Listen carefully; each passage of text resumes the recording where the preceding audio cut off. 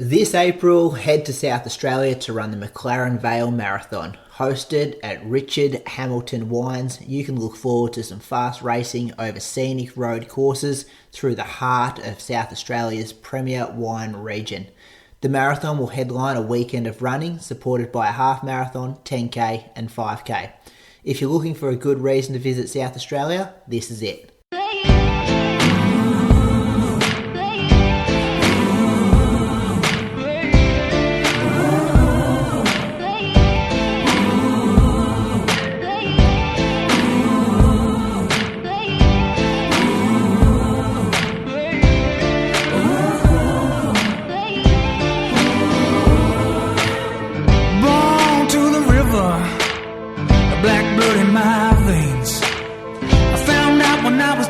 Child, your skin can bring you so much pain. Now I hear you say you got the best of both ways. Won't you come and take a walk in my shoes and tell me if you take my place? Welcome to episode number 281 of the Inside Running Podcast. Thank you for joining us for another week. Welcome my co-host down in Anglesea, the 214 man and coach of Ellie Pashley, Julian Spence. How are you this week? I'm good. I've had the best week of running, I reckon, in 12 months. So I'm feeling good. Oh, he's up and about, Croaks, isn't he? Yeah, training camp vibes. I haven't even checked his Strava during last week, so I'm looking forward to hearing what he talks about here. So a good bit of positivity from him early in the show. Yeah, no, training camp week 1, it's going well. Training camp is just where you live, though, isn't it? You're not doing anything separate than just not being in Japan. No, but I've got a little bit more focus on running. Okay. And so I've made a few changes that'll help with that. Okay. Bit of a reset. Yeah, reset and a refocus, we'll call it. Okay. Does it involve potentially like races locked in, like medium term? No, not at all. Okay. I mean, long term, Berlin is locked in, so that's the only thing I care about. But short term, it's more like day to day. What can I do to prioritise running a bit more? Yeah, okay, gotcha. My other co-host, the 217 man from the Lake Biwa Marathon in 2019, Bradley Croker, welcome to you. Thanks, Brady. Yeah, 2018. I'm good. Bit the same moose actually. Like I'm sort of over this sickness now, so bit of a reset. Started actually doing some home gym work and core again, which I haven't done for a couple of months. So. Motivation's high, body's good, so in a happy place. The two boys up and about, I love it. We'll start with you, Moose. Take us through Monday through to Sunday. There's a bit going on in this Strava. There's comments on nearly every run, some good titles, bit happening. Yeah, well, Monday was the day, the first day I woke up in Anglesea, and because I hadn't done a long run, I started off the week with a mid-long run, we'll call it, which is always nice for the mileage, for the weekly mileage, to push the long run back a day. And so Monday you collect a long run, and then Sunday at the end of the week you collect another long run. So 20k, I ran out through some dirt roads. This is a pretty regular loop that we do as a group. And 4:22, so I didn't feel like I got rolling, but that was kind of the theme of the week, is that I was starting to cover it well. And the pace reflected that without actually trying. So it was just under 90 minutes. And then the rest of the week, I thought I'm going to I'm going to make sure that I run an hour a day. That's the difference, I think, in this week versus other weeks, where I'd get out for a run and I'd sort of go, all right, 40 minutes will do, or 45, or I know this loop, but it's only 50 minutes, so that'll do. But now I'm like, no, you're going to run an hour a day. And that's going to be the minimum you get through. And if you have to wake up earlier, then you're going to wake up earlier and do it. So, yeah, Tuesday was just another hour. Wednesday, it was another hour, but over hills. So Tuesday, I was I was recovering more from the longer run. So it was 4:47 pace. And then it was 4:22s over some hillier stuff on the Wednesday. So I was feeling better then, and everything was like clicking with my body and my mechanics, and my stride was feeling really easy. so I'm not getting any real knee soreness, anything like that, and that makes a big difference to how smooth I feel. Then I did a workout, which, look, it wasn't the best workout. I was pretty sluggish this morning. It was just, I don't know. It just, every other morning I'd woke up all right, and this one was a little bit shit. So I did a moose fartlek. So I did 3 minutes steady, and the cue, it's always good to have a cue for these fartleks to remind yourself, to keep yourself in check. So my cue for the 3 minute segments was feel smooth, like smooth, steady, and then the cue for the 1 minute was smooth, hard. So I just wanted to make sure that I was running well mechanically. That's like probably the difference in cues that I've used in the past. So 3 minutes, the reps went pace-wise 3:23, 3:15, 3:21, 3:05, 3:12, 3:10, 3:15. And then the 1 minute reps went 3:15, 3:05, 2:54, 2:53, 2:59. So it was pretty dependent on where the little bumps were on this course that I run. You're looking at pace at all though, Moose, or just feeling that, like the goal, that smooth? Yeah, no pace. Yeah. And I didn't have so I was wearing a heart rate monitor on this run, but I forgot to turn a screen on that showed heart rate, so I couldn't even check what my heart rate was. So I was just looking at the time of the rep. That was all. So it just was like a countdown on the watch. So it was okay. Like, it was nothing special about this workout. I wore the New Balance SC, the Super Comp Elite V3, which is their top of the range racing shoe, and that was the first time I'd worn that. And I enjoyed the underfoot transition from foot strike to toe off. It just felt really smooth to me, like a seamless transition, not clunky, not aggressively rocketed, not overly soft or overly firm. It was just quite a nice feel. Not super fast, like it wasn't as aggressive feeling as like the Mizuno or the new Saucony Endorphin Elite, but it was a shoe that I feel like I'm going to put on a lot, especially running around the like the river on the dirt roads and stuff, because it can handle that. Is this the shoe that you were really up and about for when it was like the training version? Yeah. Super Comp Trainer, was that what it was called? Yeah. So it's the highest stack. So that shoe is highest stack, and highest stack like off the ground like 50 mil or something. And this one here is a lot lighter, and it's like... This is the racing version though. Yeah, the other one's the like racing version. Yeah. And is this the same shoe that Ellie was talking about on Road to London about her like getting modifications to it? Yeah, exactly. Okay. So this is like the top of the line New Balance player. This is their super shoe. So, yeah. So, gotcha. All these names throw me. I know, there's a lot of shoes. Is there still a Super Comp training option? Yeah, there is. And so is that in line with the Invincible from Nike and that, what's that new ASICS one called? Like that Super Blast. Yeah, are they all like in just that same category of like super spongy, super high stack jogging them? Yeah, except the only the Super Blast and the Invincible are very similar, but there's a big difference with the Super Comp Trainer from New Balance. It's that's very plate. It's got a big strong plate in it, carbon plate, and it's very rocketed. So that shoe, to me, I put on when my Achilles and my calves are quite sore, because it feels like it just takes the load away completely. Whereas the other two just have the foam, is that right? Just foam, yeah, foam.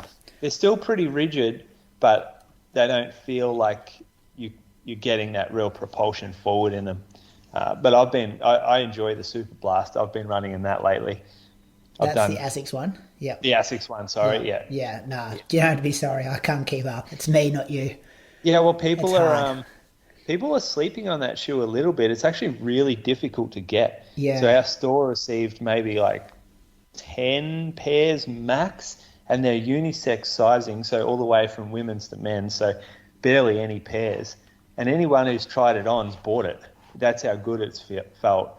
And even like the Shoe Geeks podcast, Tom and Nitta, they've both like really loved their pair, but I haven't been able to get one. So there's a pair waiting for me when I got back from Japan, and yeah, it is a really, like, it's a nice shoe. I've already organised a second pair because I know how hard they are to get, and I don't want to wear this one out and then have to be like in a drought of the shoe and have to go to something else. Yeah, well, that's a good endorsement. I did, because it come up on like one of my ads or something the other day. So it's like $340 or something, isn't it? $320. $320.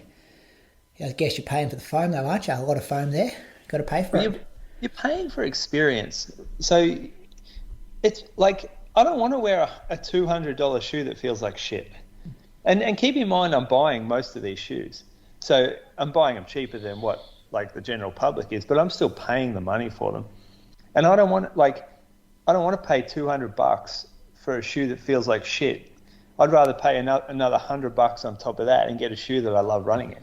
But a couple of months ago, I swear you were saying like you're trying to stay out of those shoes a bit to get back in like the firmer ones and the lower stack, just to get into something different. I don't know what reason you said, but I swear you had that philosophy. Yeah, you can overdose on these for sure. This ASICS shoe though, it's not soft like the Nike is. Okay. I haven't actually run in the Nike. I don't have a pair of the new Invincible 3. Yeah. The Super Blast doesn't feel like that. I don't feel like I sink into it much at all. It's almost like sharp and poppy rather than soft and spongy. Anyway, that was this month's episode of Shoe Geeks March. Yeah, we've been trying to lock a time down. Mm-hmm. We're having trouble with locking a time in. So yeah, that was that fartlek anyway. Then I ran with Ellie the next day in Anglesey. She came and met me, so we ran like an hour, and then the pace got going a bit. It was a bit of a theme for this week, is that after we warmed up a little, the pace started to roll. So a couple of K splits later in this run. Oh, it wasn't too bad actually. This run was fine. I think there were a couple of others that got worse.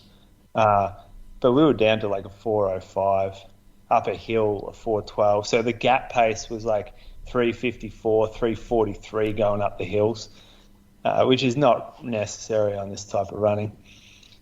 Next day was this Saturday morning, and overnight there was like bushfire, it was a planned burn just outside of Moggs Creek and Aries Inlet where Ellie lives, and the planned burn like escaped containment lines. And so it was pretty late in the evening, and all of a sudden we started getting like people messaging saying, hey, have you seen this? And then the emergency Vic app is popping up saying, prepare to leave if you're in these suburbs and these towns.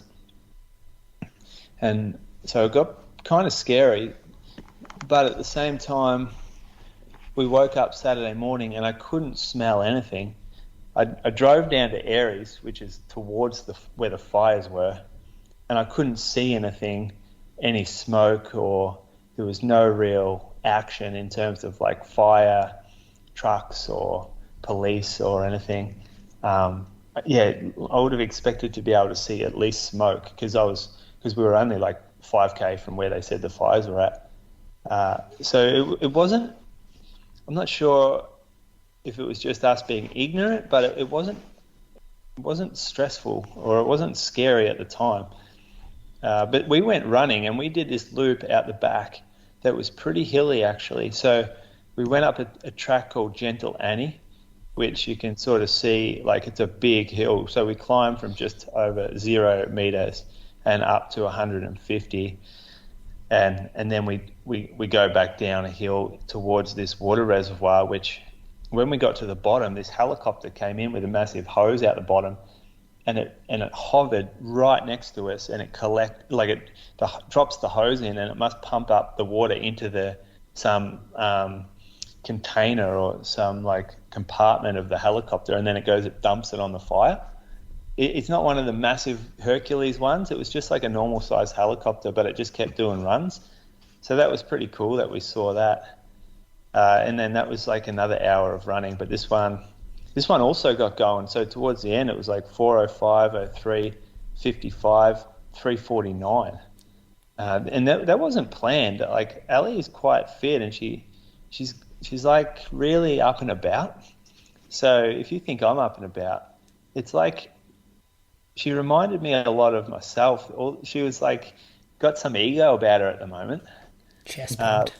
Yeah, Cropped just like on. telling me how much fitter she is than I am, and how she's going to smash me in workouts. And she's starring in a weekly podcast now. So something's going on. I said, "Are you taking testosterone?"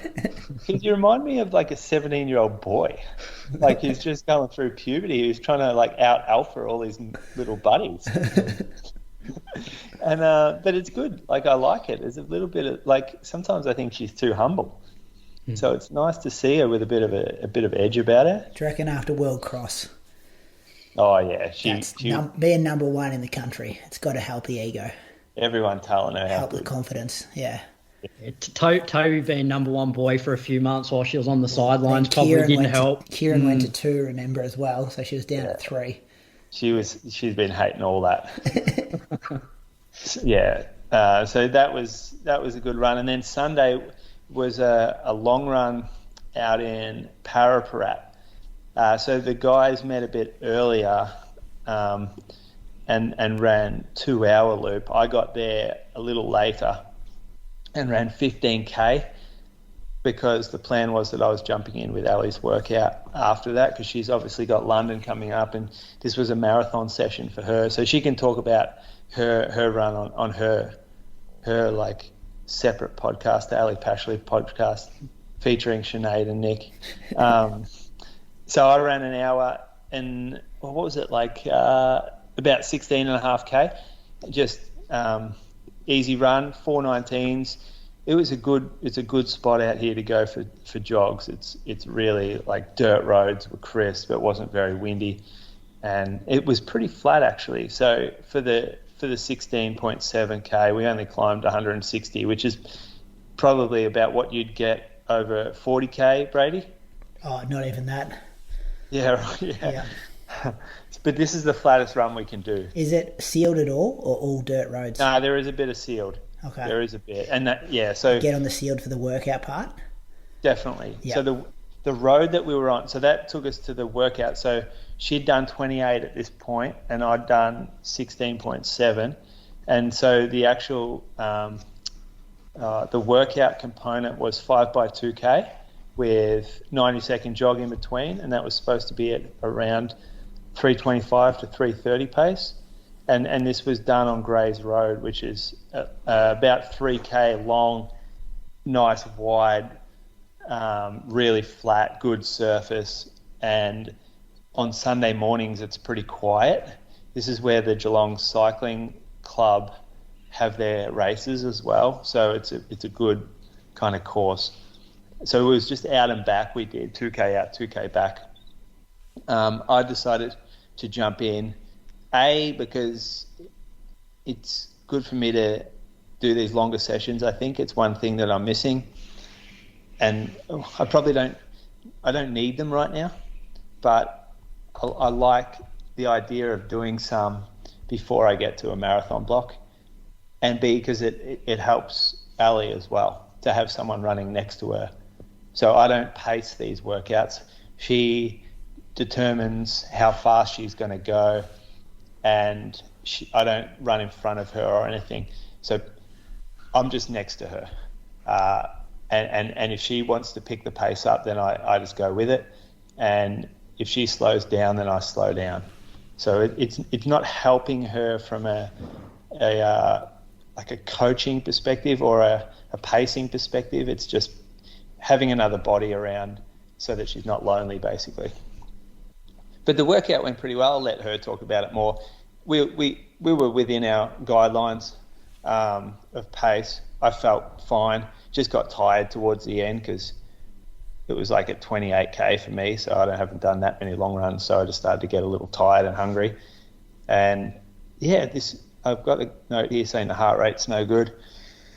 I reckon there's a lot of advice in the comments, which I appreciate everyone on there, but I've got about I've got 3 polar H10, which is the top of the line, polar heart rate monitor chest straps sitting here all dead that died, all pretty much at the same time, and I got them all pretty close together. And I've got 2 Garmin heart rate monitor runs that are here dead. No, heart rate monitor pros, sorry. The top of the line Garmin one, all dead as well. So it's like these things last a year, and then even if you change the battery, it doesn't mean that it comes back to life. I feel like it's one of the products out there that just doesn't seem to work very well. My Polar's been fine. I've had it for a few years. Which one do you have? The H10? H10 maybe. Yeah. It's got like the dots on the strap to provide a bit more traction. Yeah. They're the most comfortable ones for sure. And I don't wear it every day, but it's been fine for me. Every time I put it on, it seems pretty accurate. Yeah, I think once it connects, accuracy should be fine.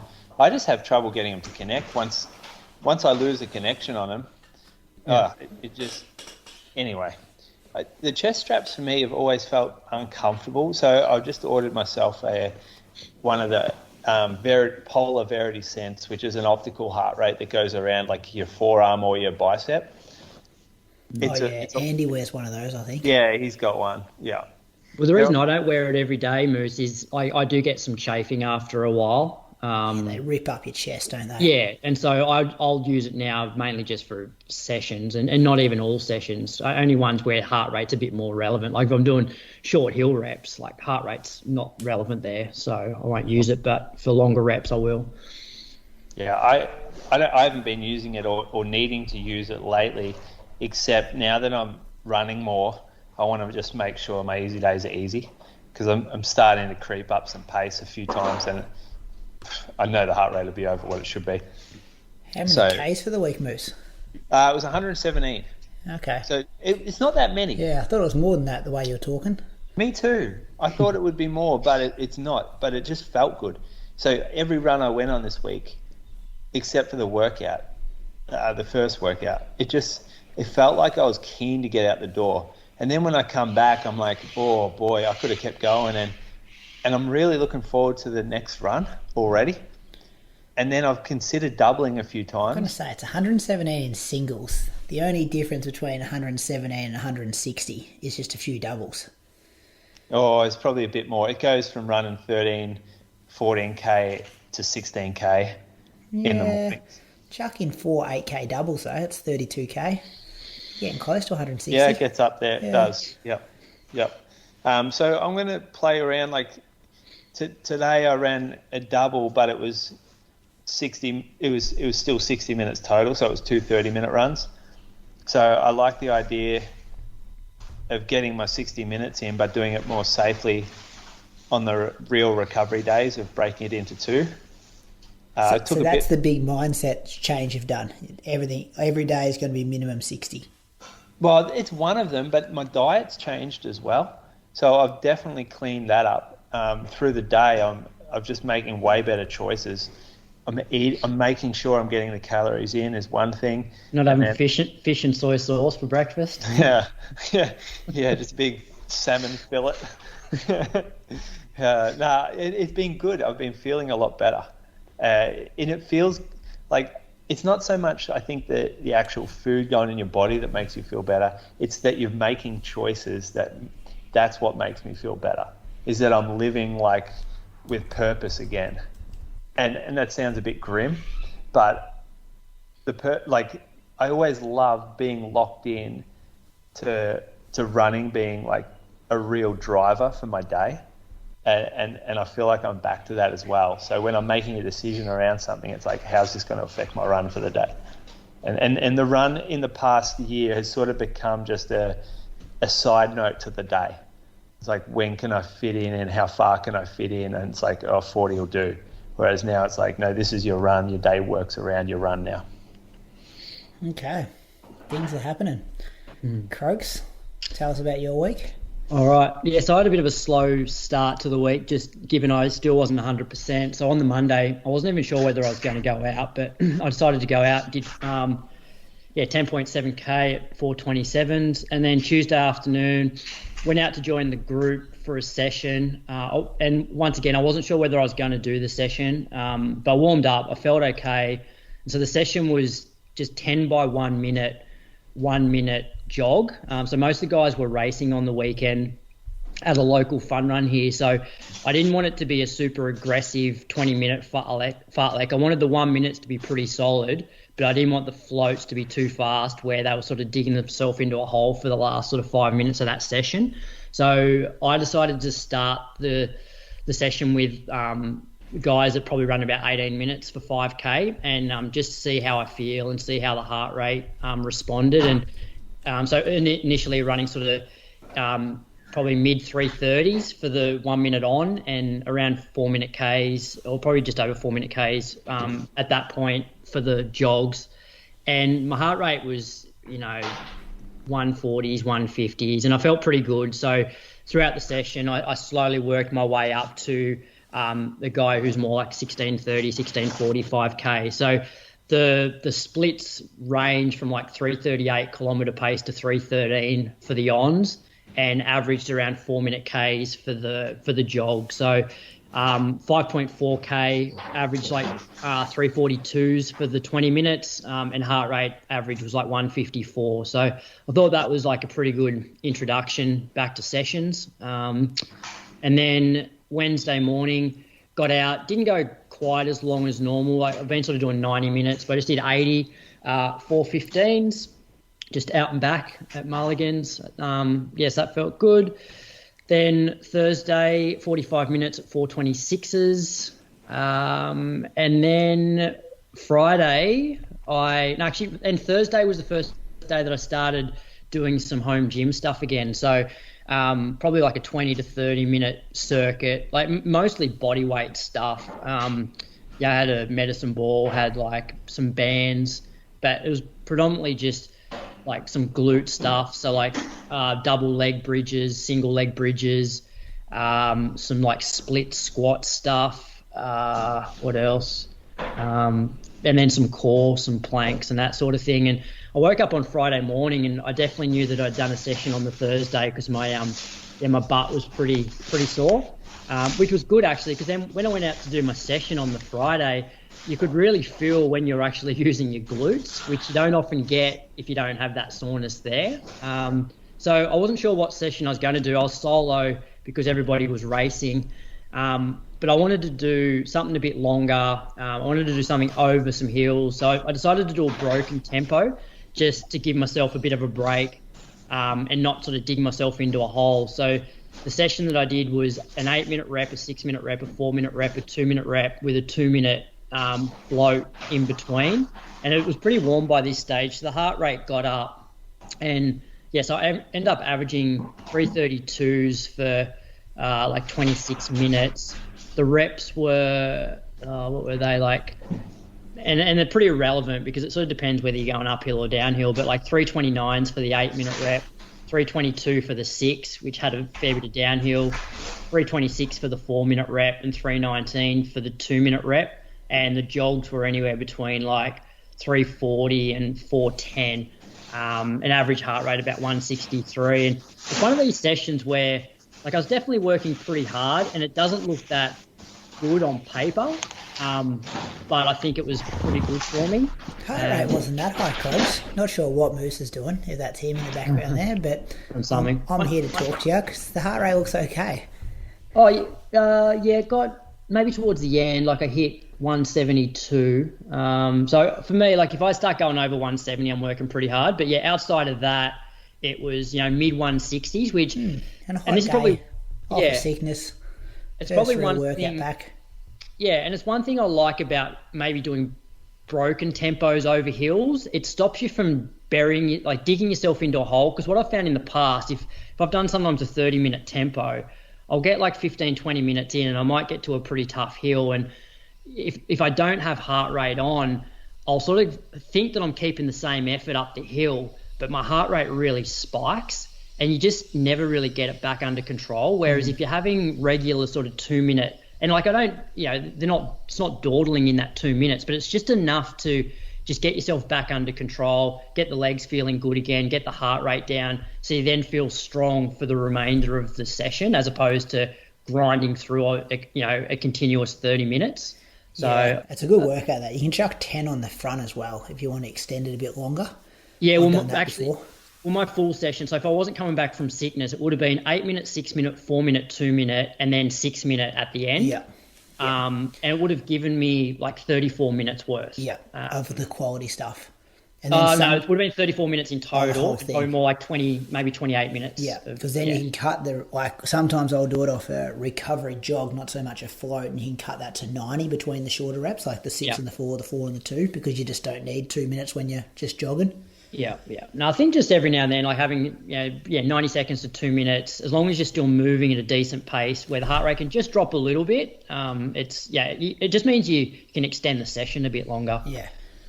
So if you had done this 20-minute run straight, would you have done it slower than what you ran the intervals in? Yeah, I would have, because in the 8 minute rep, for example, it's like I knew that I had a 2 minute jog coming up, so you can keep the effort a little bit higher. But if I was, 7 minutes into that 8 minute rep, but knowing that I had to do it for 25 straight, I'm like, I'd have to dial it back. So probably I would say I'd probably probably slow down 5 seconds a K average for the whole thing. So closer to probably high 330s. Yeah. What about this though, Croaks? If you had to do, say, 20 or 25 minutes straight in 2 weeks, do you think you could hit that pace that you hit in the 8 minutes? Possibly, yeah. And that's, I guess, the whole progression of this as well. This is a good one to start with, and then you can build for like that threshold work for a longer period of time. And because what I'll do is I'll do something like this again, but I'll do it out at that hillier place that we did a few weeks ago where we did 30 minutes straight, because I felt, and I mentioned it, I felt like 30 minutes was probably a little bit too much at the time over that sort of elevation in one continuous block, whereas you do this and then you slowly sort of increase the length of the rep and decrease the recovery, so you get strong enough to be able to do 30 minutes straight.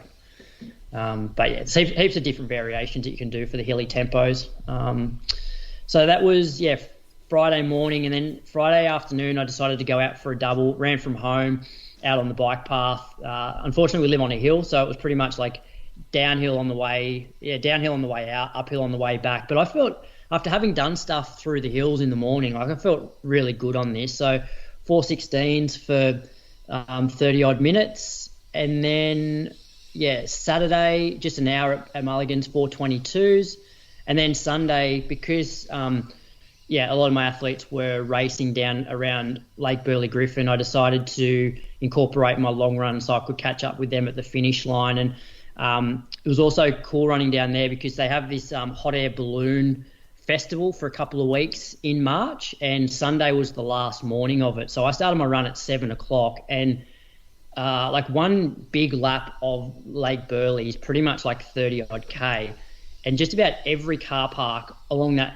30K stretch was full of like people parking, and heaps of people out like in kayaks on the lake to get photos of the hot air balloons. I actually caught up with Viv and the kids. They were down in the sort of main section of Lake Burley Griffin watching there, so I stopped for a couple of minutes to see them after about 10K. But so I did 2 hours, like average 4:01s, 30K. It looks like it's a really, really hard run, but it just this is probably one of the easiest runs I've done in the last 6 weeks, because it's not hilly. Moose was just talking about elevation over that 16K. I had 136 meters over 30K, and the fact that I normally run 300, 400, you then go down to something like this and you're on concrete as opposed to dirt trails, and you're not having to go up any hills. I find that I'm actually not as banged up as I would be doing 2 hours going up and down hills, even from an energy point of view. Like, I didn't have one gel and didn't feel like I needed one, and felt like I could have kept going for another half an hour. So I think, like it gave me a lot of encouragement that, because a lot of the stuff I've been doing lately has been over some of the hills, and it doesn't look that impressive. But then when you go and do something like this, you're like, oh yeah, that actually felt pretty easy. So so that was a really enjoyable run. My week was 121k, I think it was, with one double. So hopefully I can build from here. It was a good long run. He got in with all the reasons that felt good there, Moose, before we could comment on it. Did you notice that? But you'd agree, Moose. Like if you do runs regularly over lots of hills and they're on the dirt, and then you go and do something like this, you sort of, once you get that momentum going, you're not really putting in a lot of effort to just keep it rolling. Yeah. Versus running up and down over hills. But I just can't get going out the gates like you. So so 422 was my first K. Like it was downhill, and if anything, like my first 10K felt the worst of this run, probably because it was on the higher end, in terms of, starting out a run. But then after 10K, from 10 to 30K felt like fantastic. I can't believe we spoke about it yesterday. You were listening to Road to London. You can 30... get roll and listen to a podcast. Yeah, well, I just switch off and I'm just running 4:45. So I can if I've got big music on, I can get down to 4-minute pace. But your ability to get ticking along, listening to a podcast is quite rare. I think. I don't think many people can do that. I listened to that for 97 minutes, and then chuck some music on for just rolling last 4-minute 20. Ks. Yeah, that's when the pace really picked up. That last 20, a couple of 3:45s in there, 3:49s. I didn't know what I was running though for each split, because I didn't have bullshit. laps. You would have had them on for sure. No, if you click in onto my actual laps, I don't know if you can even do it, but it doesn't tell me what I'm running for each lap. I just have average pace for the whole run. Yes, it does. Well, I don't have every single K's here. Yeah, no, I honestly did not have. I didn't have lap splits on. The data says opposite, Crux. Yeah. My only concern is that you've come off being sick, you've strung together the first half of the week, and then you're 30k at 4:01s. But also, I know it feels easy. I know you cover the ground well. I know you're on the concrete. I actually do believe every one of those statements that you said, but I'm just why? Is this risky now for the next 2 weeks with that in your legs when it could have been 30k at 4:15s? But if you saw that I'd run 30k at 4:15s at Mulligan's, you wouldn't have said anything. But this is easier than 4:15s at Mulligan's. True. Yeah. Still a few metres of elevation there. What'd you say? 120, 130? 130, which is not. Come on, that is not much elevation over 30k. Mate, I did 32k and I had 60 metres of elevation. We often mention stuff like.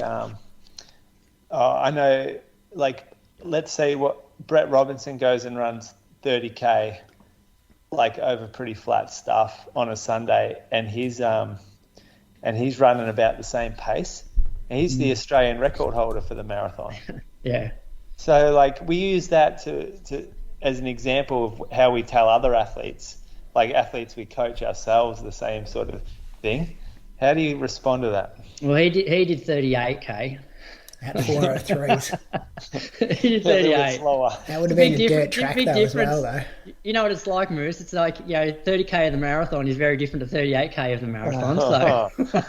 It did 37.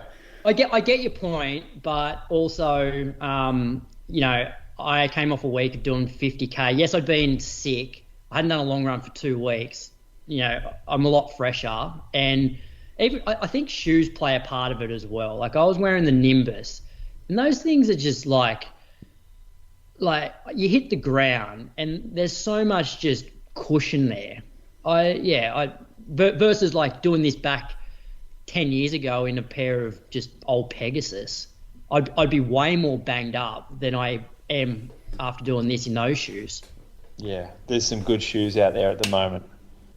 Some good shoes, and Nimbus is one of them. I've got a pair too. Yeah. It's slightly heavy for running that sort of pace, I would have thought. Yeah, but you know what I mean, in terms of if I did this 10 years ago in the shoes that were around then, yes, I would definitely wake up this morning going, yeah, I feel like I've run 30K yesterday at a pretty solid pace. Yeah. Whereas I woke up this morning and felt like nothing. Yeah. Well, that's a good sign. How many weeks till Sydney 10, Croaks? Because my DMs are lighting up today. Guys want to race you. It must There's be some like challenges coming out there. People making promo posters to take you on at park runs. it's, I don't know, like 7 weeks maybe. Oh, you're going to be flying in 7 weeks. 7 weeks. You'll break 30 in 7 weeks. No, I'll settle down. If you're doing 30K at 4:01s now, I don't know. I reckon I was doing the same thing this time last year. if you're not injured, stay off the treadmill. Don't do any of that stuff.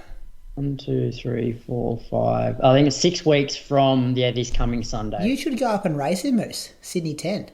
Oh, I'm not going to Sydney to run a fucking 10K. Is it certified this year? Well, they said they were going to. Yeah, I think they did, didn't they? Yeah. I Yeah, haven't no, we heard. gave them kudos on that. Yeah, I think we did, yeah. I hope it is. Oh, it's got to be now. Too many gotta be. question marks. Too many question marks after the last few years. Croaks is hoping it's not certified so he can get a decent time. He still claims PBs from that race. doesn't he? Come on. Oh, well, beat Brady every time we raced up there, so that's all that matters. I was 16 when we raced, but anyway, it's okay. I'll go through my week. Not 16. Monday I did 70 minutes at 4:39 pace. My notes said it was pleasant, so it must have been just a nice... Oh, because it was public holiday, wasn't it? Labor Day. I would have got out a bit later. That's why that would have been pleasant. In the afternoon, I got out for 30 minutes and 5 by 100 metre strides on like the grass goat track to put my spikes on. I like doing this on a Monday night. Do a few drills, a few quick strides, jog home. It's nice. Tuesday, 8K warm-up because it's dark and we just have to wait until we can see the road to do the workout. And then 3 by 3K, averaging around about 3:12 pace, off 500 metres jog between. Felt smooth, nothing sexy, just ticked it off, got it done. Maybe got a bit carried away in the last one. I think I was running like closer to 3.8s, 3.10s, something like that. But probably like the mentality for this workout that if you had to do 4 by 3K, you could easily do it at the end of the workout. And I think I was in that kind of situation when it finished. Got out for 30 minutes in the afternoon at 4:39s. Wednesday was a bit weird this week because Road to London recorded a day later. So I didn't have that to listen to on Wednesday morning. So I think I listened to like Kane Corn's like footy podcast for a while there. That got me through a bit. Did an hour 45. Started early. I think I started at 5:45, something like that maybe. Just come in short of 24K, then went to work for the day and then just did 30 minutes after work at 4:32s. 65 minutes on the Thursday morning at 4:36s. Put up a picture of the new Macca's boys. See that picture on my Strava? Miami Macca's, officially open. You can see a kangaroo in that photo too. I reckon a few kangaroos could be in a bit of trouble jumping over the road there. It's going to be quite busy now. There's a McDonald's there. Heaps of tradies in there at that hour. The Golden Arches just lighting up the road there. Well, you know, it's a good option for like a really early morning coffee. Is it? Yeah, they actually do a half decent coffee if you don't like a lot of the coffee shops open at 7 or 8. You whip through a Macca's at 6:30. There's worse options out there. Yeah, well, there's a few in there. That photo would have been about 6:45. There's a few in there. I did go there for a frozen Coke on Saturday though, Moose, and just like 20 cars in a drive-through. Decided to go in, which was a bad idea because then, you know, they put you to like, even if you're just ordering something simple, you just still go to the end of the line. And that frustrates me. I'm like, come on, I want a 50-cent cone, which I think they're like 80 cents these days, and a frozen Coke. I'll jump the counter and just make it myself kind of thing. You mean the drive-through takes precedent? Well, no, obviously they're doing the drive-through stuff, but then they're also doing all the customers in there. So if someone's ordered like 3 meals or something, it's like you're number 75, I'm number 80. We're still doing number 75 first. Gee, maybe it's not a well-run Macca's. Well, they've only been open for 3 days, so we'll cut them some slack there, I reckon. They'll improve, I'm sure. Anyway, that was Thursday morning, 30 minutes after work, Thursday afternoon. Was planning to do a workout Friday, but had to book my car get my car into a service at Chuka Kia on the other side of town before work. And I've got this issue at the moment where I don't have the issue. A lot of people have the issue at the moment where it's super dark in the mornings. So I kind of didn't have enough time to get the workout done. So I was planning to maybe do it after work in the afternoon. that didn't happen. But on the Friday morning, I did an hour in strides. That's right. And then I got Carly to follow me to Kia, dropped the car off, and then got her to take me to work and got to work on time. And then after work, I jogged out to Echuca Kia to pick up my car that they very nicely give to me to drive around. Jogged out there at 4:37 pace, picked up the car, drove back to work to get all my stuff from work. So that was a bit of a messed up Friday, just trying to work out logistics and stuff like that, which meant on Saturday I went out to Tongala, a town about 20 minutes out of Echuca, population about 1,200 people, I think, dairy farming town. Long-time listeners will remember back in 2018, this is where I used to work, boys. Used to teach out there at the school out in Tongala. Hadn't been out there since then, but they had their local fun run. Footy club puts it on every year. And I thought I'll just go out here and see some people I haven't seen for a while, and I'll do a moose fartlek in the 10K fun run, which was good fun. It was pretty low-key fun run. There was 9 people in the 10K race.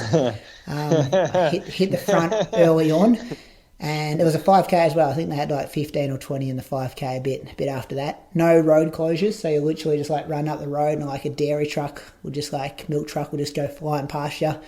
No shoulder to run on. Just kind of run out the road 5K and turn around, come back to a lap of the footy oval. But good people, small towns, the footy clubs are so important, and they had a practice match that afternoon, so none of the footballers were actually... I was like, where are all the football players? They should be doing their local fun run. I'm not sure why they're not here, but then they told me they had a fun run on. So I kind of hit 3 minutes for the moose fartlek in about 3:05, I think it was. I floated the 1 minute just because I don't know, I just couldn't slow down. I thought, I'm in a race here, I'll just keep the foot down. Then hit the 1 minute around about 3 minute 2:55 kind of pace. Ended up hitting the moose fartlek 9.3k. The course is a bit long. I got the 10.2, I think I got it at. Come in 32.42. Reckon I was about 31.50 through 10k, which wasn't too bad. And you know, when workouts, your fitness, a good indication of your fitness is how you feel when you're floating. True? You believe that? I reckon it's a real good gauge. If you can float at a decent pace. If you're not like cooked floating. Floating's a good sign, but it's dependent on how hard you're repping. Yeah. Yeah, true. So I know. You know what I mean? Like I've been doing a lot of stuff like 500 meters as my second workout, or 400 meters, or 2 minute reps or whatever, and have a bit of a stand recovery and then just go again. But I was happy with this one. It felt like I was still full of running and floating at 340, 350 kind of pace for that 1 minute, and then could still hit the next rep, which I think was pretty important. So that was good. Got a local win at the local town. How much was the entry fee? $20 entry fee, $200 first prize.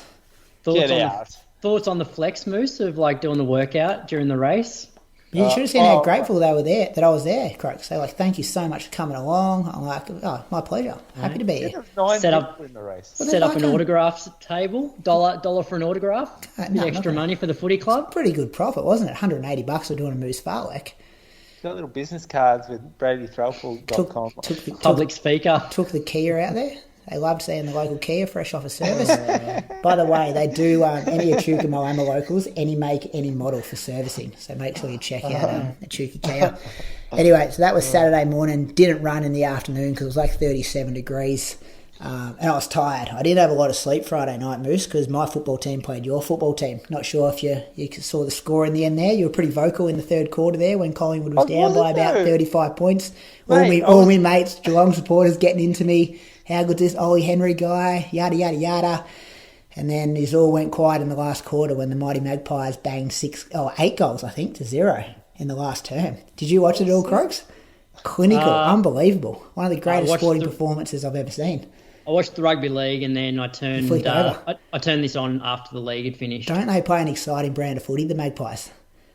They just fast off that back flank. Do you think Craig McRae will win Australian of the Year, the coach Collingwood? Just the way he talks about the players, good leadership. I reckon lock him in. You know he's married to a Bendigo girl as well. Mate, you are getting way too up and about for We've just got to keep a lid on it, Croaks, I reckon. This is only round 1. Yeah. I just get passionate about the Magpies. This is like Brady at Valencia going through 5K super fast, going, boys, Boys, 2:14 today. Today's the day. Yeah. I turned it off at half time. I just thought, Bullshit. no, I did. You were getting into me in the third quarter. Do you know what I went to bed? I went to bed and watched Cam Levin's The Driven episode from Flow Track. Yeah, because Moose is a new man now. He's changed his Loyal priorities. supporters. You did learn a lot about Geelong supporters over the weekend, Croaks. Learn a lot about them, that they get rattled easy and they can't take losing. They've had too many years of winning. They just have a bit of a sook when they get rolled. But anyway, that was Saturday. I was happy. I'm still happy. Kane Corns, our boy, I spoke about him before. He ripped into the Cats on the Sunday footy show. Reckons they're too cocky, too much smiling. It was a real David versus Goliath situation, listeners from overseas. Premiers up against the underdogs, and the underdogs gave them a real talent up. If you're not sure what I'm talking about, AFL. Do you have controls here? Can you move? Yeah. Anyway. Fast forward if you've listened to this crap. It's not a footy podcast, but if we get a win every week, I'll give you a rundown. Sunday, 2 hours by myself, 2 hours and 20 by myself. Everyone was out of town, average 4.17. Not everyone had got a fucking whiff of what you were on about. I would have been up and about on this long run if I had someone to talk to. I was just listening to podcasts and looking at dirt roads. That was a week of 172. A couple more of those boys and I'll be going all right, I reckon. Gels Park Moose, I'll be going all right by Gels Park. Entered Gold Coast today. Guys, you run a lot. Yeah, I like running. I like it. Remember, I don't have the talent that you guys have, so I need to do some Ks. Please. Need to get Said some I was Ks. up and about. Fucking hell. Do you think sometimes Moose, he runs too many Ks all the time?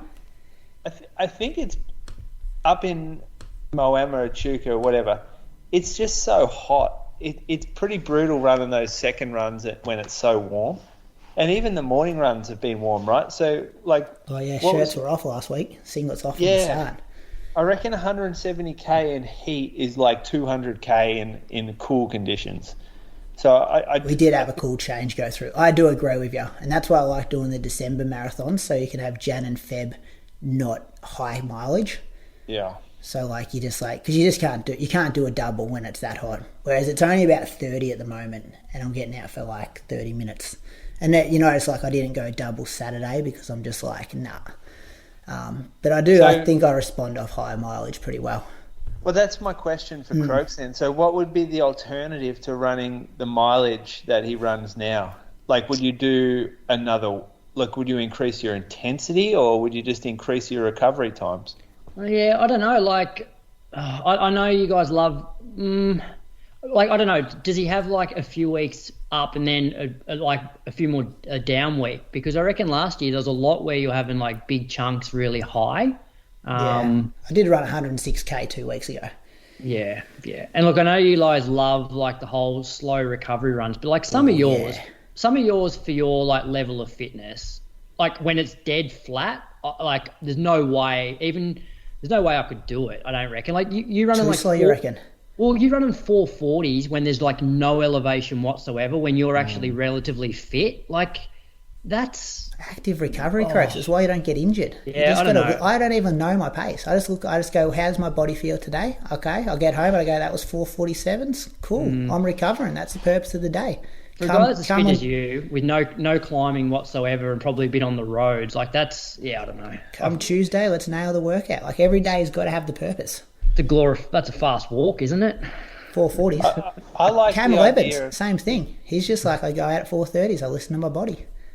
Yeah, if you go out on those runs, say it's 10k and you've averaged 440 at the end, but you start at 5 minutes and then you end at 420s, that gives you a 440 average. I reckon that's the way to do those runs. Yes. But he doesn't. He pretty much sits 440s the whole way.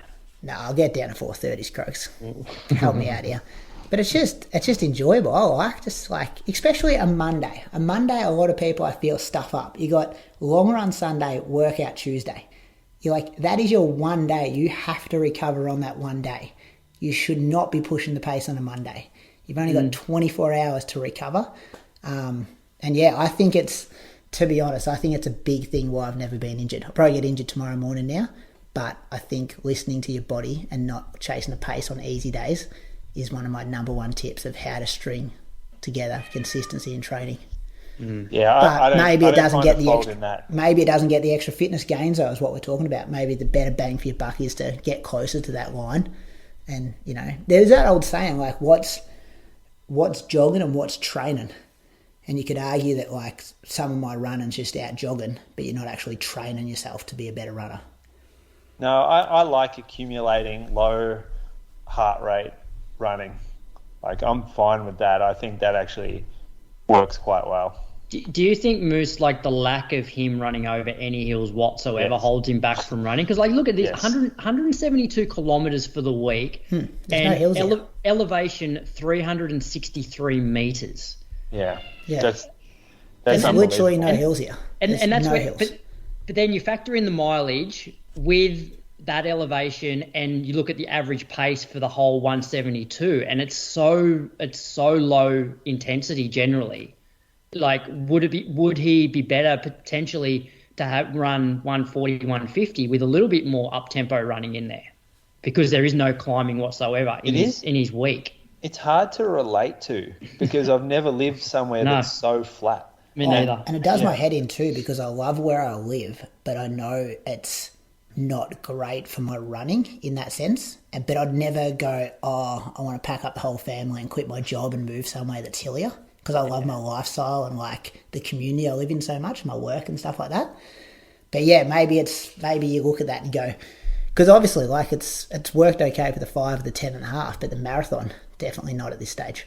And that's, I think, one of the factors which I've spoken about in detail before. Maybe we should go 220k a week just to make up for the lack of hills. Yeah, well, I went 200 like leading up to Valencia. Like, I'm not afraid to do it. Like, I'm happy to try something different. And yeah, it's it might be something, or just say, hey, I'm going to start turning on my K splits and make everything 405 to 410. But I really don't know if there's a huge difference in averaging 410 and averaging 425 or 440. I think you got to break your days into two, and like you said, proper recovery on the Monday, but then say on the Tuesday or the non-workout day before the workout, that's a 4-minute K day for you. Say that again. So the Monday. So what are you on now? Like, you're on Tuesday Friday. Yep. So on Monday you wake up, you run to how you've been doing it. Yeah. But then Tuesday you do your workout, whatever. Yeah. Wednesday you recover. Thursday, or even like if it's not that harsh of a workout, or it's one of the second runs, that's your 4-minute K run. So, like for instance, on Monday tired legs. Yeah, so Monday morning is you double and you've got 2 recovery runs, and you just run easy as. Tuesday you do your workout, which is hard. You do your recovery run, which is super easy. Wednesday, you wake up, you do a short, super easy run, or you do a long, super easy run. But then the second run of that day is fast, 4-minute K pace. Would you still do a medium long run though? That's what I've been doing on a Wednesday. No, I don't think. See, I don't think you need that. So I know. Rab would say it's the second most important run of the week behind the long run.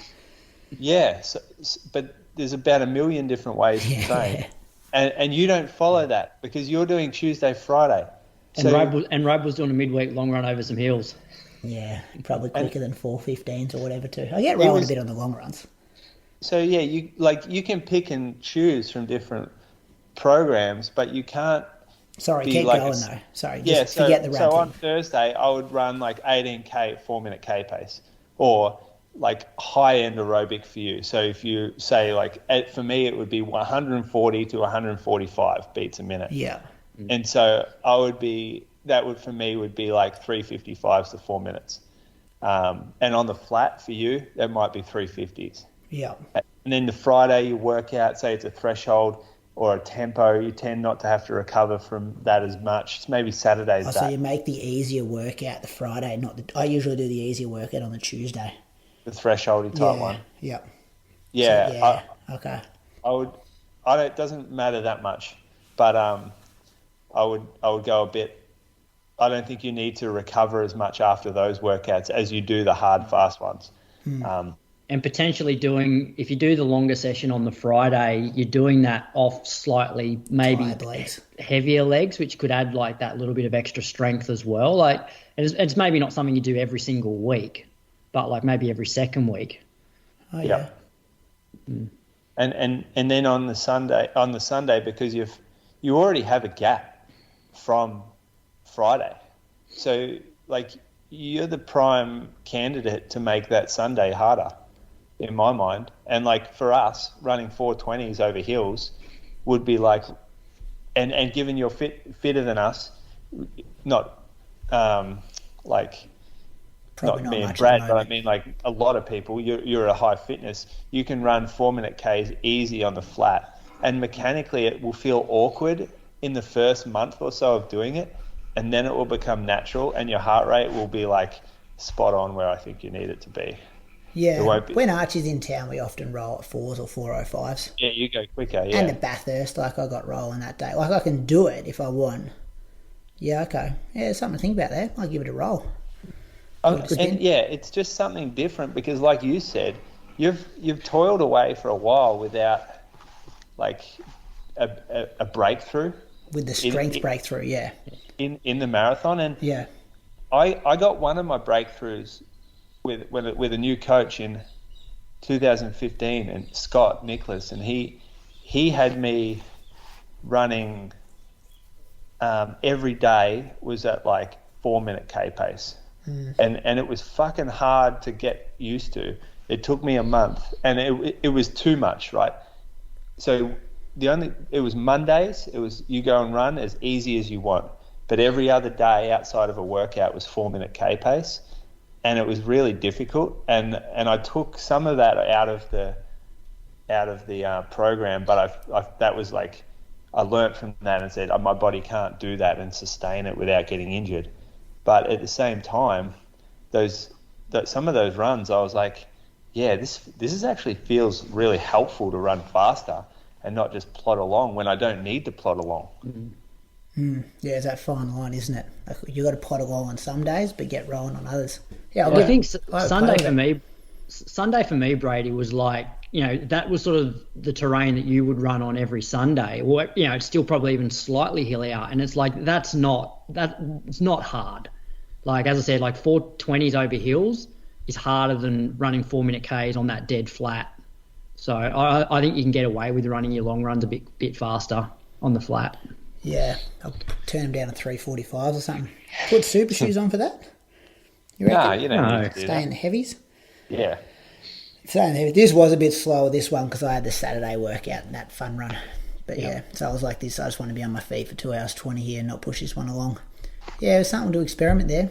All right, I thought it was going to be a quick show this week, over in an hour, and here we are, an hour in. We haven't. Rav will be on the blower going, Brady, don't listen to those boys.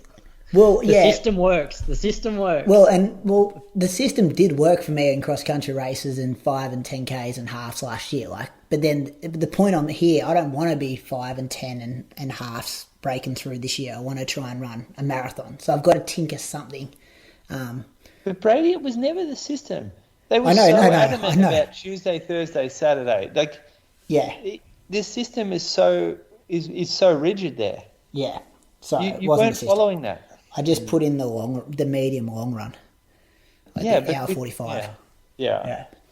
Maybe the gym work, Brady. Maybe that's also something to add. Yeah, I think it's opening Friday, Croaks, Moama Gym, Fit Mobachuka, moving over to Moama.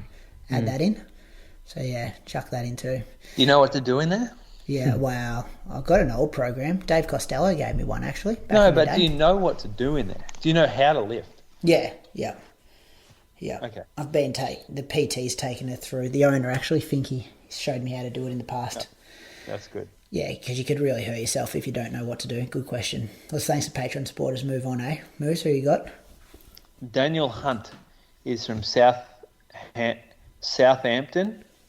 That's not Southampton. That is Southampton, right? Southampton. Southampton. One word. Yep. Southampton.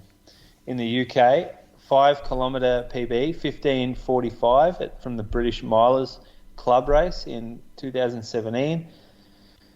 2017 was a good year for Daniel. He ran 33:27 at Trafford 10K, and then 73:12 in 2016 at the Bath Half Marathon, and 2:31 last year in Manchester Marathon 2022. So that's a good result. Oh, I'd say that's almost his best result right there. Have a quick look at that. I'm going to say the marathon's his best one. Does a bit of cycling on Zwift as well. Good stuff, Daniel. Thank you. Yeah, I agree. 2:31. Croaks, who you got? You got a few tonight. Well, yeah, I might do two of these. So I've got Ingvar Kloddersdal from Norway. Follows Christian on Strava. Estimated bests of 25:23 for 5K and 54:45 for 10. I think he has a couple of kids and also does a bit of cycling. And I'll also give another shout out to Jakob Bystrom, also from Norway. Follows Brady and Christian, but his Strava is locked down and I could not find any other information. So thank you, Ingvar and Jakob. Couple of Norwegian legends right there. Thank you for your Patreon support. I'm going to thank Steve Davies from Lancefield. Don't mind Lancefield, Moose. Been there before? Romsey, Lancefield, Macedon. Yeah. Country enough that it's country, but still close to the city. You know, I think Lancefield, yeah. Try what through did it. Collis get married? Well, what's the big town out there? Yeah, he's from somewhere around there. Yeah, I reckon he was at Romsey. Romsey, Lancefield, something like that. Yeah, because his first athletic club was Bendigo. Oh, yeah. And he went in, and then he moved to Ballarat, near the Macedon Ranges there. Victoria has run 5K in 18:15, 10K in 39:34, half marathon in 86:13. That was at the 2021 Emergency Services Half Marathon in Geelong. He's ran 3:15 for the marathon at the 2022 Melbourne Marathon. Runs with Tuesday Track Club, a Macedon Rangers running crew, running laps of an athletics track on a Tuesday morning or afternoon. Croaks, is it morning or AM or PM? I'm not sure. That's their bio. Okay. They run laps of an athletics track on Tuesdays, and the track looks awesome. One of those really, really nice grass tracks. Oh, they look after it, do they? Yeah, I think so. Get a lot of rain through there, though. Be a bit soft, I reckon. Bit spongy. But thanks, Steve, for your support of the Inside Run podcast. Road to London comes out once a week for Patreon supporters over there on the Inside Running Elite level. Over 100 bonus episodes. The monthly with Christian and Toby. Be talking about Toby in a couple of seconds when we talk about some results. So that'd be interesting to catch up with him in the April edition to hear all about Run for the Kids. The McLaren Vale Marathon will be run over the weekend of the 29th to the 30th of April. With a supporting half marathon, 10K, 5K and Kids Mile, there's a run for everyone. This destination race is run on the beautiful road courses throughout the Vines with the backdrop of the southern Mount Lofty Ranges. A strong field is expected for the half marathon with a prize pool of 6,500, including time bonuses for the race winners. The marathon also has a prize money of $3,000 up for grabs. Race weekend is hosted at the Richard Hamilton Wines, with plenty for the whole family to do, including outdoor movies, kids activities, markets, food trucks and award-winning wines to enjoy. As well as its world-class wineries, the McLaren Vale region boasts pristine beaches, fine dining, forests and trails, art galleries and other attractions to explore. Come for the run and experience much more. Head to mclarenvalemarathon.com.au for the race information and to register. Check this week's show notes for a 20% listener discount code and we'll see you at the start line. Running news, boys. I will go to Run for the Kids first. How's that sound? Happy with that? Do it. The major fun run that was on in Australia over the weekend. 14.5k the long course is, over the Balti Bridge, over the West Gate, down through the tunnel, through the Gardens, through South Yarra. Finished back at Docklands. Andre Waring, the Australian representative from the World Cross Country Championships, the emergency who come into the team, he won in 42.28. Toby, the bad boy from Ballarat, Menday, was second, 42.49. Liam Adams was third in 43.13. So some big results there. Bendigo Bats fan, Archie fourth, Nath fifth, I think. Maybe fifth and sixth, something like that. The women's race, Gemma Maini, she won it. Returning from giving birth to little Ollie, that was about 9 months ago. She won in 50.20. Simone McGuinness was second in 50.40. So pretty close there, 20 seconds. Virginia McCormick, the representative for Australia at the 2018 Commonwealth Games Marathon on the Gold Coast, she was third in 51.23. Bendigo Bat, Virginia McCormick, I should say as well there. Any thoughts there, boys? Good breakthrough from Toby. Good to see Andre get a win on the road. Good to see Gemma back, Virginia back, post-babies. Liam, probably a bit disappointed, probably used to winning that one. Yeah, you got a few connections there. Moosh coached second in both the races. Simone and Toby. Yeah, both ran well. Toby has had a chance now to capitalise on some of this fitness, which is good to see. He was fit for a long time without really being able to show it, so we're seeing that come through. And Simone sort of returned to racing from a bit of time sort of away from racing, so that was good for her as well. Andre, doesn't he race a lot? Yep. He races so often in everything, cross-country, track, road. It's he just must love it. Big mileage man these days, I reckon. I did have a look at his Strava a while back, and he was getting close to like 200k weeks. Do you reckon he'll run a marathon soon? I reckon he'd go. Has he even run a good half? Has he run a half? A fast one? He's run halves. Don't know what his fastest one is. Well, it's not fast enough that we know the time. 63.57 it says on his Strava as estimated best, but he actually ran 64.16 in the Gold Coast. Yeah, so it's good, but it's not like it should be a 62 man. What he's capable of. Yeah, he'll run quicker than that. Yeah. He could see him in a marathon. Don't know. That's good though. $3,500 first prize travel voucher. Do you know that? Yeah, good travel. They always used to have good prizes there. They used to do flights to South America business class. I reckon. Return. Yeah, it was. I think. How's this for a week? So back in November, so he had a pretty good Zatopek. He ran 204k in a week with 3,000 meters of elevation. It's a big week. You reckon his watch works well, properly? Don't know. Oh, he was up in the mountains. Oh well, yeah. There you go. Yeah. What do you mean? He was at Falls? No, they're up around Perisher. I think. For sure. Then that's right. That's a big week. Yeah. Yeah, he's hit some Ks there on Strava. Worth following. Croak's telling me about Vic Milers Club. There was a record that went down. Well, Vic Milers Club, we had the 1500 and the 800. Who's the guy in Victoria that loves to win a 1500 metre race, boys? Matthew Hussey. Matthew Hussey got another win. He ran 3:44.96, beat Ben Buckingham, who ran 3:45.92, and William Lewis was third in 3:47.6. In the women's, Abby Caldwell got the win, and I'm guessing that's the record you're talking about, Brady? Yeah, Vic Milers Club, 1500 metre women's record. Yep, so 4:05 there. Claudia Hollingsworth was second in 4:07, and Jayla Hancock Cameron was third in 4:15. The 800 wasn't quite as deep, so we're just going for the winners here. So Thomas Moorcroft got the win in the men's, 152.99, and Shani Landon got the win in the women's, 2:08. Tassie State Champs happened as well, 800 metres. Abby Butler got the win there in 2:10. Jimmy Hansen got the win in 1:51, 1500 metres. Abby Butler doubled. She got the win in 4:29, and Sam Clifford won in 3:52. 5K, Cassie Deege got the win in 17:49, and Bailey Mazicki Hinks got the win for the men's in 14:45. So some good track state championships down in Tassie. I reckon a lot of those guys doubled. There was that road race on as well, that 10K. I reckon Sam Clifford got the win there as well in the low 30 on the Sunday. Moose, New York City half. Yeah, apparently freezing conditions. A lot of social media about how cold it was. Always is though, isn't it? Don't you think? Yeah, I don't know. I don't know. I don't really remember it, but one lady said it was the coldest she'd ever been. Like in a race. Who was that? Who was that said that? Someone that trains in bloody Colorado said that. Jacob Kiplimo won, and the time's pretty slow really for these fellas. So Jacob Kiplimo was 61:31. Joshua Cheptegei 62:09.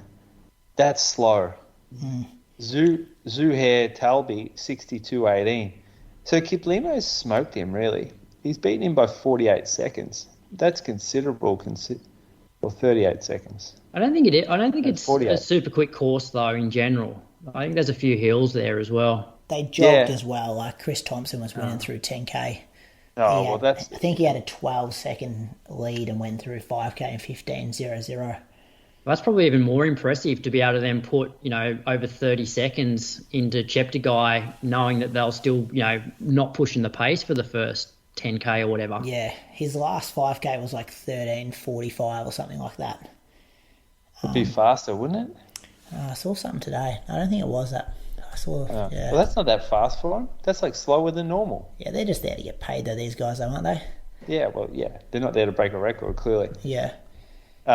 In the ladies, Helen O'Beary, 67.21. She is training in America now in Boulder, correct? Yeah, Dathan Ritz 9. Yep. OAC. She won. Senbiri Teferi was second, 67.55. And this Christian coach, this girl, Caroline Grovdale.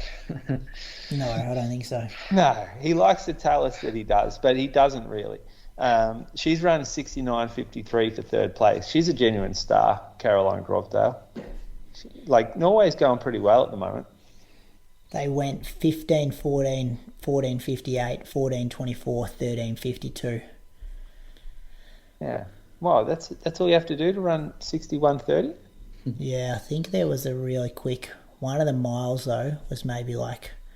I can't find it, but I did read it in an article today.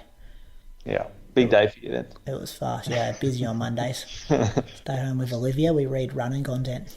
4:19 mile for the 12th mile. Oh, yeah. That's where he did the damage. So that was that. There's another 5K road race. Yeah, it was in Lille in France. In Lille. So Yomif Kajelcha, the Ethiopian, who coaches him now? You know, is he with that fellow who coaches Robery? What's his name? His name's It is. It's the same coach as Sifan Hassan, I think. Yeah. Is it really? I don't know. I think it is. I'm not sure. But he's run this 5K and he ran 12.50, which is within 1 second of Berahu Aragawi's 5K road world record. So yeah, Tim Robery is coached by. Yeah. There you go. That's it. You picked it, Moose. All right, Croaks, listen to the question. All right, the question this week. Is it possible to excel on both trails and road? If so, best tips to do so. That question comes from John Coleman. And then there's another question that was very similar. To what extent do you think training between ultras, trail running and road racing overlaps?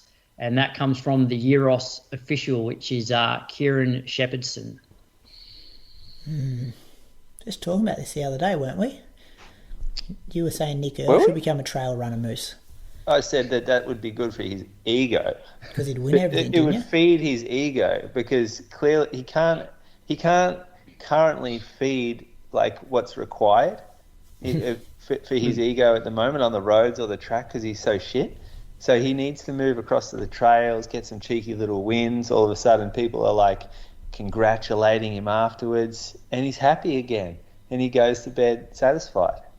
But like... So it's a good question, actually. And I think some people forget that most road runners spend 90% of their time on dirt and trails in training. And that trail running as a sport is so new that no one actually knew they were doing trail running for a long time until someone called it that as a race.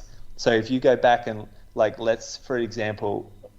You can't do it, Brady, because you live nowhere with trails. But in Canberra, Deeks group or the AIS group or whatever it was up there, I can guarantee you that 80% of their running would have been done on what would now be classified as trail running.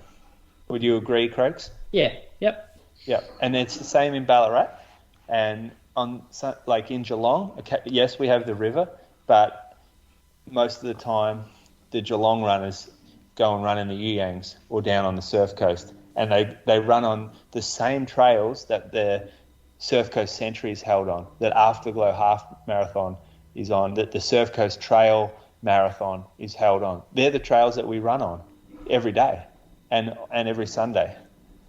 So you do not have to be a trail runner and only run on trails. You can, if you can't access trails, you're going to become a much better trail runner still by running on the road to get fitter. And road runners get a lot of fitness from running on the trails as well. So there's just so much crossover here. Yeah, I think it comes down to how technical the trail is. So there's obviously trail running where it's big, like wide fire roads.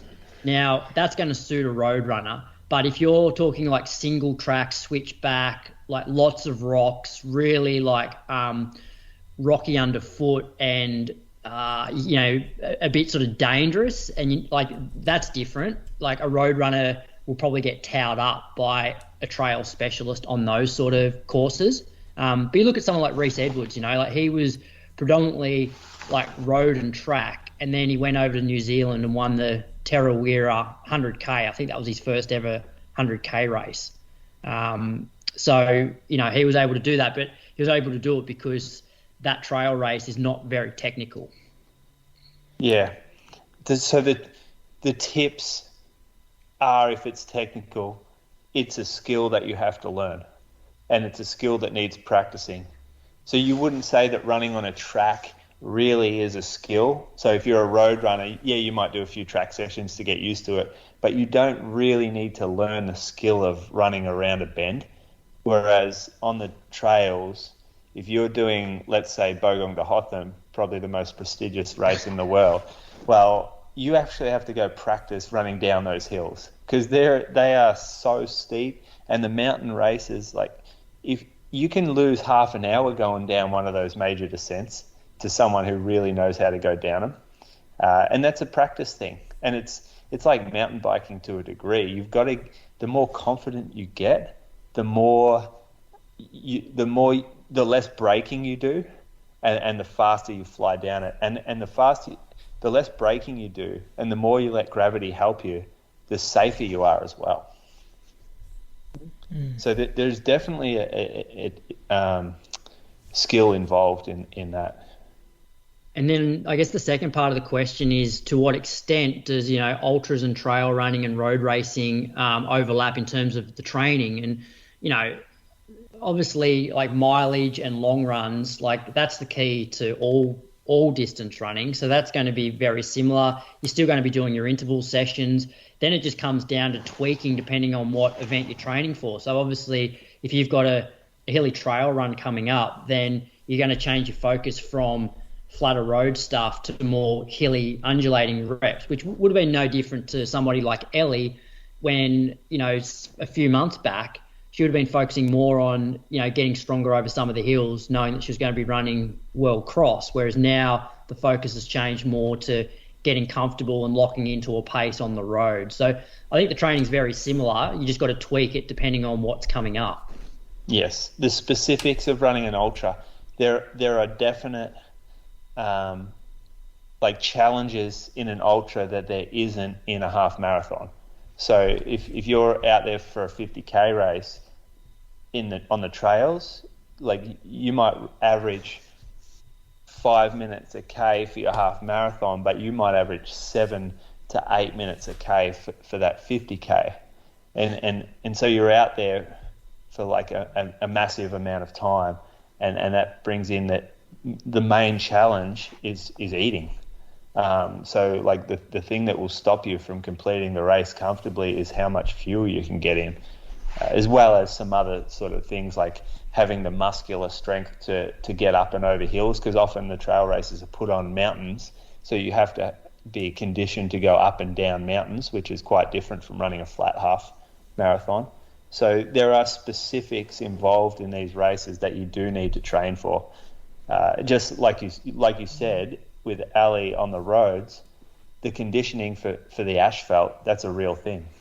And that needs to be part of your training program as well. Good question. Hopefully some good tips from you boys there, because I don't have much to contribute. Moose on the loose, purchase of the week, rules of Strava. Do you know what is sort of bugging me lately? Collingwood supporters. Yeah. I've been on footy podcast. Move on. Twitter. I've been on Twitter a bit. I was thinking this today. Twitter has been bugging me as well. Someone blocked you, Moose. Yeah. A few people would have blocked Moose over the years, surely. Can you check who's blocked you? I only know about one person who's blocked me. and it's quite comical, and we make fun of that all the time. But I'll be getting there's 2 segments now. I didn't realise there were 2 spots. One was suggested follows, and one was actual who you're following. It's called For You and following. I've got it open at the moment. Yeah. Okay. So For You is just full of real right-wing American politics stuff. I just get fights in mine. It's just people in punch-ons. And I'm I'm the most low-key, not fighting, non-violent person ever.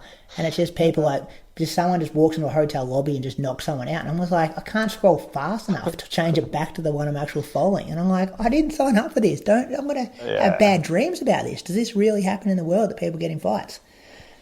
It's a different world. It's a different world on that tab. Oh, it is, isn't it? It's like you're going into the dark web or something. Yeah. And then on the main side, it's all my boring shit. 8 different Brooklyn Nets journalists and a few nerd runners. Yeah. But one of the things that's been bugging me is these. I'm starting to call them science coaches or academic coaches. The ones that love getting on Twitter and going, how you can improve your running, a thread, and there's it's clickbaity, and do these 10 things instead of actually running. Number 1, sleep more. Sleep is the most underrated thing, blah blah blah blah blah. You should be getting out and you should be sleeping 10 hours a night, and if you're not, then you're not maximizing your running, and you should be cutting your mileage. No, fuck that. You gotta you have a life, right? We're here working right now. People work in the morning. We got kids. I'm not going to skip my run in the morning to get an extra hour sleep because some nerdberg is telling me that sleep's more important than mileage. I fucking know mileage is the most important thing. Perhaps I don't have some new fancy study to tell me that sleep's more important than me doing my hour run, but I don't care. I've been around long enough to know running's running, and running's the most important thing to get better at running. So no, I'm not going to sleep more. Or the second thing might be ice bath. You've got to do cold water immersion. Cold water immersion, will do this and this and this, and it will make you this much more clear, and it will... who has time to have fill up an esky with ice or a bath with ice every day and do this stuff? We're here to get better at running. Why don't people focus and talk about what gets people better at running? It's the cold, hard mileage. That is what it is. And if someone's getting injured off lower mileage, they probably just need to slow down a little more with their running and get to a point where they can increase their mileage. So in my mind, the thing that most people should do to get better at running, no matter if you sleep 7 hours a day or 9 hours, or if you drink 2 beers at night, or if you have a big Saturday or whatever, is adjust everything in your program so that you can run more. Running more is the key to getting better at running, especially when we're talking to people that run less than 100K a week, because maybe it changes when you're tapping out your mileage situation, when you're up at 150, 160K a week or whatever. And for some people, the mileage ceiling might be 120K. That's when we start talking about the little things that make a difference. But if you're running 50 or 60K a week, I don't want you to be cutting out runs to focus on doing a proper gym program to reduce injuries or to build performance in your fucking sprinting or whatever. I don't want you cutting out 15 minutes of your morning run to sleep longer or to get home earlier and do a set of drills and strides and surges or whatever. You need to work out how you can run more. That's how you get better.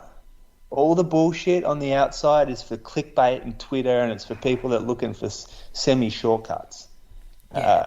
A key, to know that is the last thing on their threads are always, if you want to see more of my work, you can buy this book or go to this blog or whatever it is. It's you've just sucked people in to get a bit of attention on your side hustle here, whatever it is. Yeah, everyone. They're trying to be smarter than you. That's what they're trying to, that's what gets me a lot. It's they almost patronize people. as well, going, oh, if you're not doing this, then you're missing out, and why would you do this? It makes me upset. It actually triggers the shit out of me, because let's strip it all back. Strip it all back. Go and buy some old school books of people that used to get it done, like who used to nail it, and you'll find them not doing any of this shit, and they're surviving off low amounts of sleep, and their breakthroughs came, like the majority of them, when they started running more. It's good. Well, even Moose, you're in that point at the moment where it's like, you know, that if you want to get better, like, you know, 100K or whatever it was you're doing before is not going to cut it. And like, I'm in the same boat as well. It's like I've had weeks at 120, but I know for me, like, I probably run well if I'm doing 140 to 160 regularly, which I haven't done for a long time. And people can get to that point. It should, like, say we'll get a 40, let's say a 40-year-old guy comes to you and they've played footy for 10 years. They've been off footy for 10 years. They played it for 10, they're off for 10. And they're like, okay, I've started to want to get back into fitness now. Like the goal, like, but they've come to you, they've come to a coach because they're so ambitious and they're so invested in this running journey that they want help with it. And they want to run fast and they want to be as good as they possibly can. And so it's not like saying someone who runs 3 times a week around the block, like, I'm not telling them to go and run more and more mileage, because they're not doing it because they're for ambitious. They're not doing it because they want to run a 2.5-hour marathon or something like that. So these people, like, they're so invested in their running, it means so much to them. The goal should be to get them up to running as much as they possibly can. And it's okay to take a few risks, because how else are you going to find the threshold point of what someone can do unless you take some risks with people?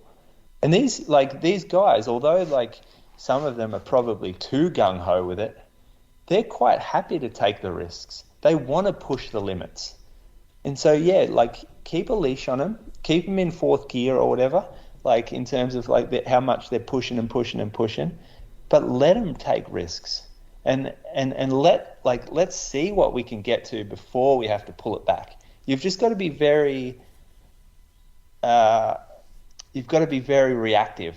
And when you see something going wrong, jump in and quickly help it. But that's why you have a coach, and that's why people pay you money to be able to do that. So this is another side rant here. Yeah. Because, well, yeah, like, it's a good point, but also, like, I don't want us to come across as everyone needs to run more, like, because, you know, this week we've already seen, like, you know, Brady runs 170K. But go a bit quicker. Just find your thing. What's the thing you need? I've already tried to run more. But we talk, you know, like you talk that like 170 is nothing, or, you know, I say that I need to get back to 140 to 160. But it's like, if I did that when I first started running, like, I wouldn't have ever run for very long because I would have been constantly busted. So, and that's that whole patience part of running as well. It's like, yes, you need to run more to be a better runner, but it also takes time to be able to, you know, run 100 plus kilometers a week. Yeah, you got to do your time. Yeah. And so my point is, we should be tinkering with the training so much so that it allows someone to run more. So reducing hard efforts, like reducing the volume of hard efforts in order to run a little further that day. In my opinion, and this is opinion, right? This is me as a running coach with an opinion or a philosophy on what I think works the best. But I would rather take workouts away from people if it means that they can consistently run higher mileage. Yeah, I think Mottram actually made a point. I remember reading something, and it must have been when he was like going to step up to the marathon at one point. And he said something like, if you go out and run 16K every day, just run 16K every day and not do a session, you're going to be pretty bloody fit. Like, because that, you know, that does put you up around 100K a week. So, yeah, I think sometimes we get hung up on, if you're not doing sessions, you're not progressing as a runner. But, you know, the cake is the mileage, the easy running. So yeah, But I don't know about you, Moose, but a lot of the athletes that I coach, like it's not so much, they're not restricted by their bodies being able to run more. It's their life, basically. It's like, they've got a couple of kids, demanding job, and the hours that they can fit in only allows them to run, 100K maximum a week. And like I say to them, it's like, I reckon you'd be a much better runner if you ran 130K. But then that's the choice that they have to weigh up, whether it's like, well, am I going to be divorced if I run 130K a week? Yep. Well, that is a good point. But that person is doing the maximum. They're not trying to cut mileage out, and they're not like wasting time on doing gym work. And you still want them to run more, but they're giving up 45 minutes or 60 minutes of their spare time to do a gym session. If you would prefer them to be running, like that's my point, I guess. Well, see, what would you do, Brady? Like we've been chatting about you adding gym work. Like, would Carly be okay with you to still do the amount of running that you do each week, but then say, hey, Carl's, I'm going to go to the gym now 2 or 3 times a week for an hour at a time as well? No, I'd cut some of the double runs, and that would be the 30-minute double run. And it's not so much like Carly giving me permission to do it or anything like that. It's more like energy expenditure and stuff as well. Like I couldn't get up at 5, run, medium, long run, go to work for the day, do a second jog, come home, look after the kids, put them to bed, and then go to the gym. Like you'd end up breaking. So you got to look at then how do things balance up, and if you're going to add those things, what comes out. So, 140 for me with a weekly average K pace at 4:05 might be better than, and 2 gym sessions might be better than 170. Yeah, at 420 average or something. Well, at least try it, you know what I mean? Like, what have you really got to lose? Yeah. So, I couldn't, maybe if you weren't working, like if you were just sitting at home every day on the couch, similar stuff to Moustache, just on the keyboard, writing back to messages and stuff. You could fit that stuff in, but it's the balance you spoke about. And the energy expenditure. Like going to work's hard. Like being on your feet's hard and stuff too, dealing with kids. Oh, tell me about it, especially week 8. Week 8, get a bit ready. We're nearly there. It's 3 weeks to go, mate, and we'll be having holidays for 2 weeks, which would be nice. Anyway, it's a good chat there, boys. Training talk. The whole episode today has been like training talk. I've quite enjoyed it. What's coming up? Brisbane Track Classics this Saturday night, Croaks? Friday night. Saturday night. Then Nationals the week after. Yep. In Brisbane as well. Yeah, correct. Yeah, I thought so. I wasn't sure if that was the same meet or not. Also, McLaren Vale Marathon, the sponsors for this week, is also coming up this weekend. Big prize money, especially in the half marathon. $6,000 prize pool for the half marathon, which includes $1,200 each for the winning male and female, plus a $500 bonus if the male breaks 65 and the female breaks 72. They will go down for sure with the quality of athlete in South Australia, you'd think. It's 10 65's hard, though. Is this a fast course? Matty Clark, Max Stevens, Riley Cox. Hard course or fast? Adrian Potter. I reckon Nitter could even break 65 minutes. I was talking to him today, actually, Nitter. He could go over there. I think it's pretty flat, isn't it, Croaks? Do you know? I don't know, but it's, last weekend in April. They go. Oh, did I say it was this weekend? Yeah. Last weekend in April, sorry. Yeah. Read that from the wrong section there. You should go across. 65. Be able to break that, Bradley. 65? Are you kidding? 65. Croaks has ran 65.30 on a wet day in Christchurch. Jesus. Like I ran 65. I've run 65.20 Moose. 65 is easy. You nearly split 65 for your first half at Lake Biwa. 65's tough. That's a good payday. $1,700. 65 or 72 for women. Ellie would break 72. Send her over. Do it at marathon pace. It's only 12. It's 1,200. That's a fair bit. 500. No, it's Pay down to 5th too. It's 1,700 if she breaks the record. Yeah, that's a decent amount of money. Drive Last over. weekend, April, just the same as London. Oh, same weekend. Yeah, that's a lot of cash for them to put up. How good's that? That is for a small race, and they're sponsoring the podcast this week as well. Or a smallish race, like it's not one of the big ones you think about on the roads. So yeah, good on you, the people at McLaren Vale Marathon. Thanks for supporting the podcast. If you're in South Australia or want to travel, good wine country over there. It'd be worth going to that race, I thought. Anyway, boys, what's coming up? Croaks, what are you doing? A bit of work, hopefully add a few extra Ks to my weekly mileage. Yep. Yeah, it's nothing good. exciting. Moose, what are you doing? Got our friend Lockie Doke's wedding this week. Oh, dear. So that's on Friday. And then what else we got? Moving the long run? Oh, no, it's on Friday.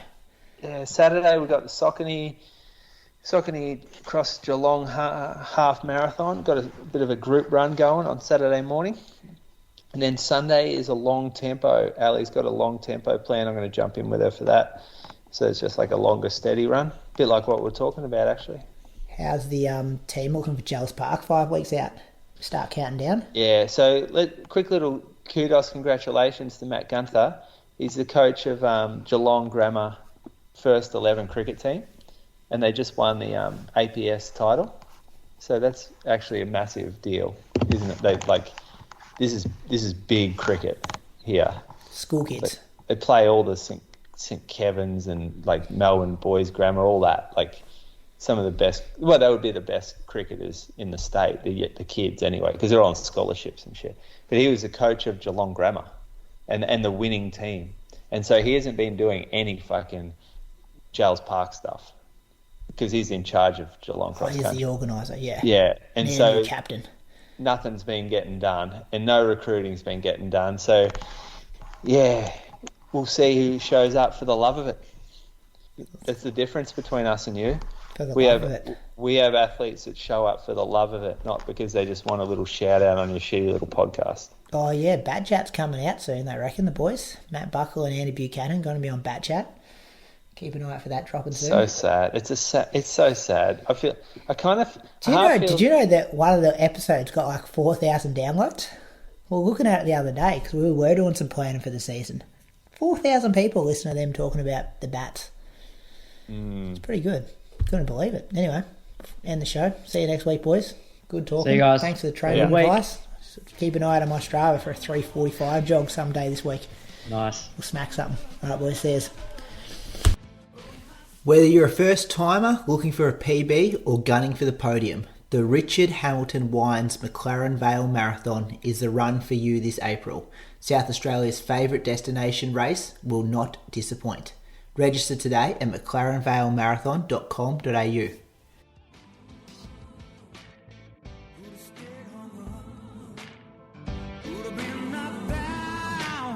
But here I stand, a man whose roots he understands, and I'm gonna hold my head up high. I was taught as a young man, doesn't matter if you're white or black.